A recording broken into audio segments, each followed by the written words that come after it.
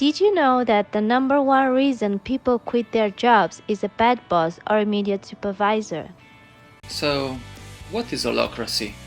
Holacracy is a method of decentralized management and organizational governance in which authority and decision making are distributed throughout a hierarchy of self-organizing teams rather than being vested in a management hierarchy. Let's first take a journey through the transformation of a top-down hierarchical organization to an agile one. Let's imagine our organization is a pyramid. In the foundation, we find those people who do actually added value work. At the top of the pyramid, there is a small group of people who are in charge of the company and responsible for the overall success. They take decisions based on the best views on the outer world. The information needs to be simplified and abstracted. In a Holacracy organization, we have the same great people. We have all those who add actual value to companies. But instead of being spread and governed by budget, the staff is organized in teams, in a circle structure. In Holacracy, the managers and middle managers are not disconnected from the teams. To be able to provide support and close leadership, they live and work among the teams. Furthermore, the top managers don't regard themselves as being on top, governing everyone beneath them. They also provide support, but in a different shape. They work to improve the overall health of the system by providing clear guidance on priorities. What is the Holacracy framework? Who decides priorities? How projects are organized? So what does Tim Rettig, the president and CEO of Interest IT, have to say about the Holacracy structure? He says that Holacracy lets me get out of the way of the talented people on my team and let them contribute more to the organization. So what if Holacracy is the management of tomorrow? Before answering these questions, let's focus on what is a boss in Holacracy. So basically in Holacracy, everybody is a boss. This at first would seem just like it sounds, whole lot of crazy. Usually when an organizational structure is referred to as flat, self-organizing, cooperative or organic, the first image that comes to mind is anarchy. We all need that one person to make bad decisions at work. We all need that someone we need to disagree with, push against, complain about, resent, and roll our eyes at when they leave the room right before we go back to playing dots on our phone. No wonder most of us think as bosses as a necessary evil. But is that all that managers do? In general, there are 5 functions of a boss. They should keep things moving by monitoring work, inspiring motivation, and removing obstacles.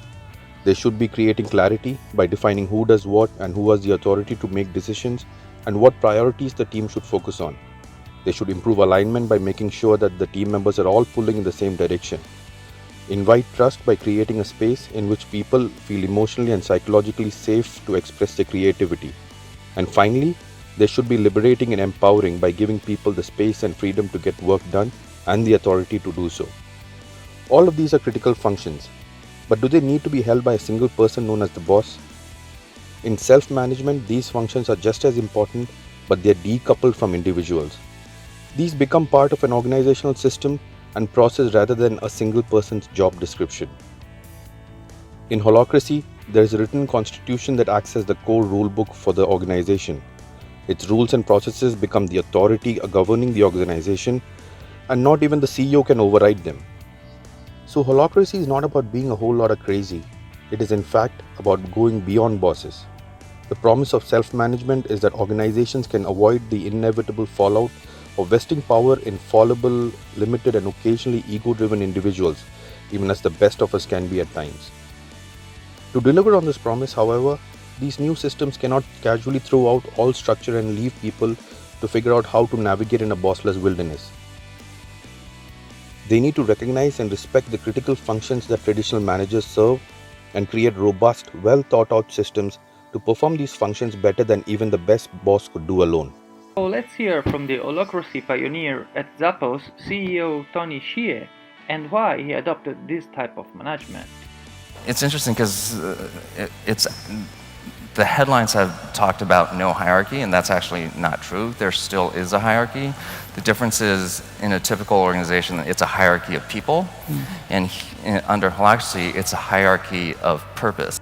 So let's presume your company practices holacracy across the board. How does the HR department run this in the holacratic way? Well, for starters, there is no HR department anymore. It is a function.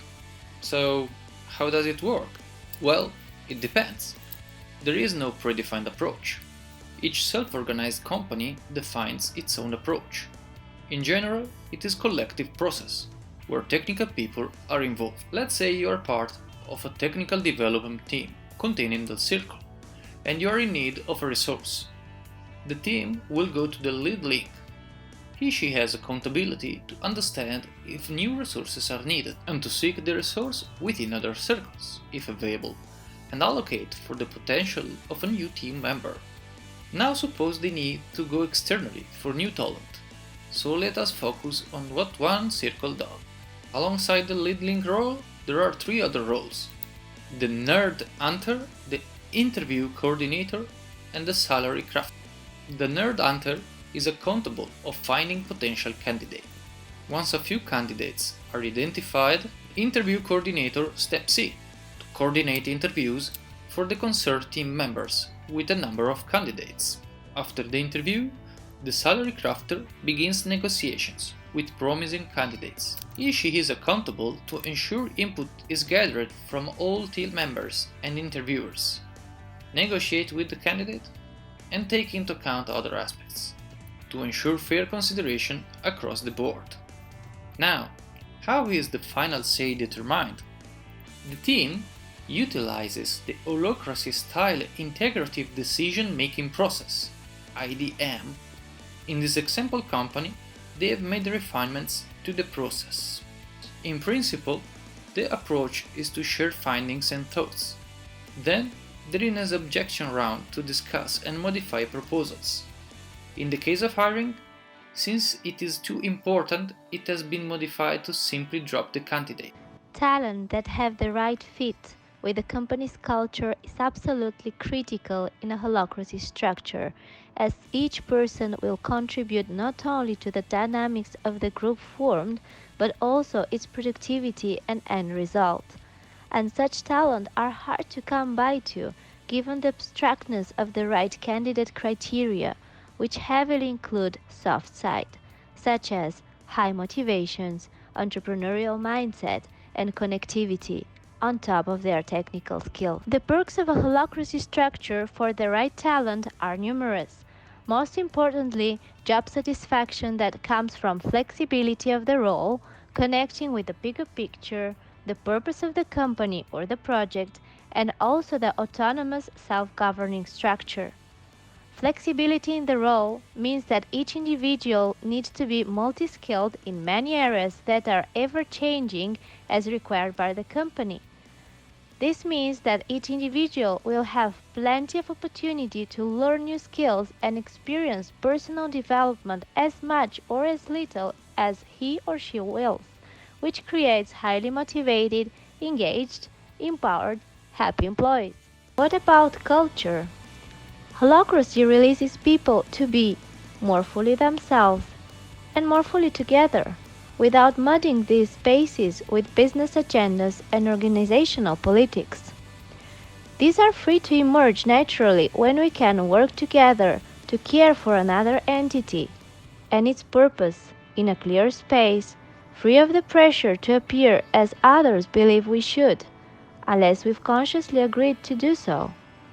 In holacracy, there is a natural transparency, with one explicit and cohesive set of rules laid out in the Constitution. This makes it much more clear to everyone when someone is not following those rules. Empathy, connection, authentic communication, and whatever other human dynamics we might seek are crucial skills to holacracy success. Thank you.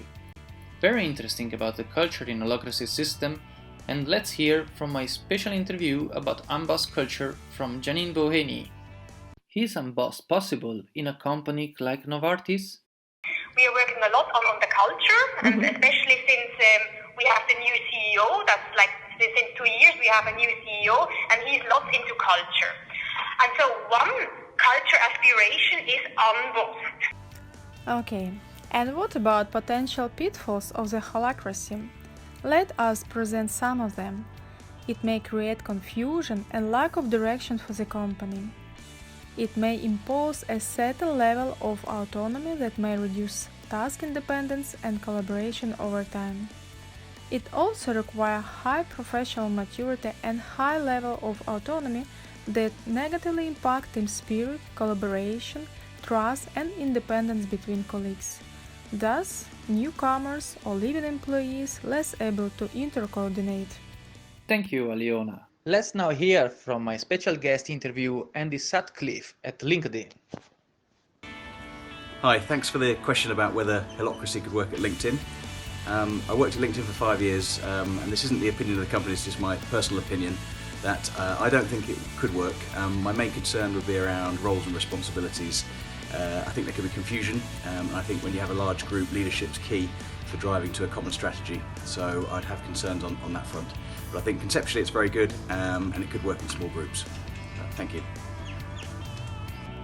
We went to Louis Vuitton Paris and asked what negative impacts holacracy could have on HR processes at Louis Vuitton.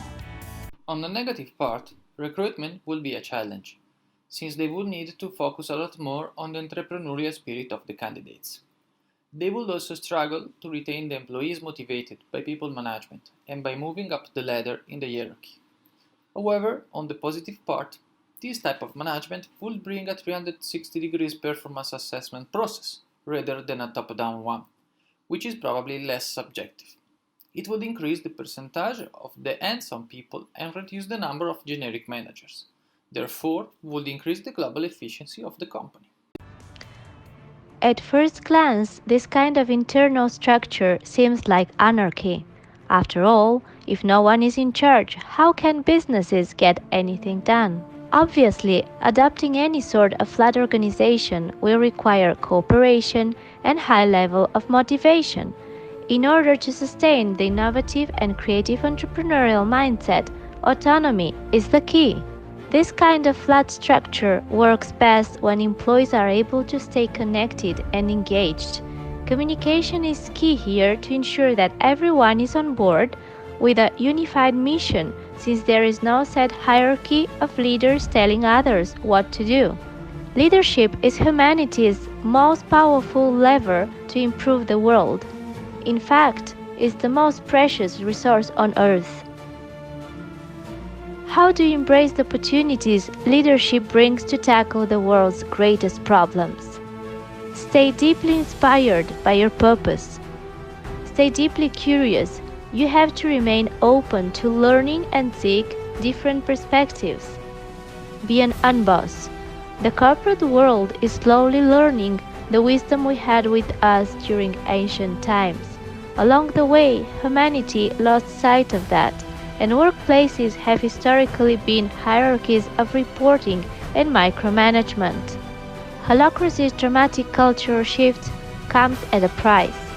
For those who find it comfortable to give over their power to a leader who directs them and blesses their decisions, holacracy means giving up that hiding place and being willing to take on authority and all the responsibility that comes with it.